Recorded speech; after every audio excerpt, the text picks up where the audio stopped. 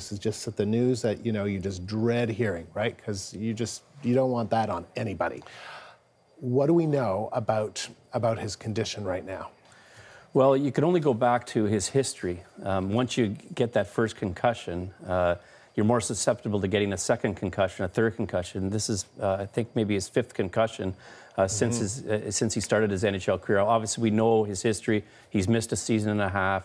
But we can go back to training camp where it seemed like a really innocent sort of accidental thing happened in practice just before the season was going to start. He had just had that wonderful World Cup. He missed 6 games, so almost 2 weeks. So you hope that it's about that length of time, because for me, with a concussion, that's about the shortest time you can really have to recover. And things have been going so well for Crosby and the Penguins, and trying to repeat, trying to become only the second team since the late 1998 when the Red Wings did it. So this is a real blow to their chances, and Crosby himself. Yeah, and then they ended up losing that game. Yes. What do you think this means we'll get back to Crosby in a section, but what do you think this means for the Penguins going forward? Well, it's obviously a huge loss. That's really an understatement, because Crosby has been the best player in the game for a long time.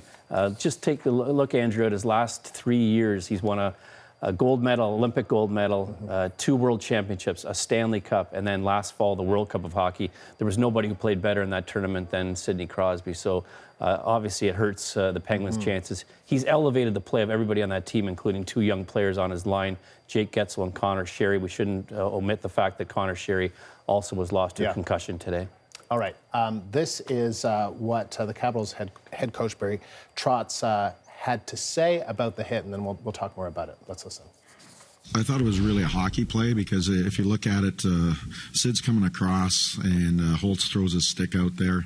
He sort of gets split and he's coming down, and Niski has to go to the back post because that's where the puck's going. He just sort of ran into him. All right, so that's what the Capitals coach had to say. Carl Hagelin, Pittsburgh Penguin, had to say. He says this: "I'm not going to comment on anything, but it looked like a dirty hit to me." All right, he said, "I'm not going to comment," but he did comment, and he says it looked like a dirty hit. So what's your sense? Is this a hockey play, or was it a dirty hit? Well, there's no love lost between these two teams, first of all, because of that Ovechkin versus Sidney Crosby rivalry.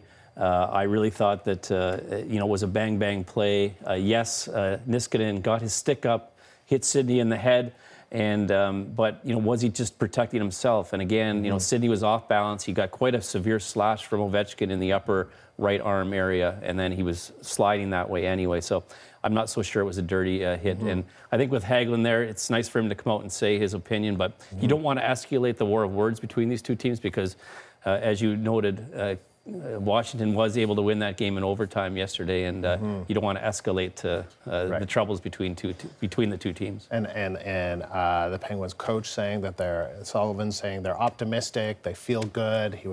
Sidney Crosby was at the practice. He seemed upbeat, so those are all good signs. But as you say, you just don't know, right? This is a day-by-day kind of, and that he's out for Game 4, by the way. We should mention that. Yeah. You just don't know, right? I mean, is this the kind of thing that worries you when it comes to Sidney Crosby, and maybe not, the next game, but his future? It does worry me, but like Crosby, every year he goes home to the Halifax area and tries to improve an area of his game. When he got that first concussion, and even the second one, he sought out different experts and did different things to recover from the concussion. So maybe there's one positive light, is that he's been through this before. He knows what he has to do. He came back, I think, rather quickly at the beginning of the season from that concussion. So maybe he has sort of a formula that allows him to recover a little bit quicker. If he does, I hope he shares it with the rest of us, because it's such a problem in not just professional sports, but everyday life. All right, Tim, always good of you to come in and talk to us. Thank you very much. Thank you, Andrew. And I'm speaking with Tim Wharnsby. He's a contributor to CBC Sports.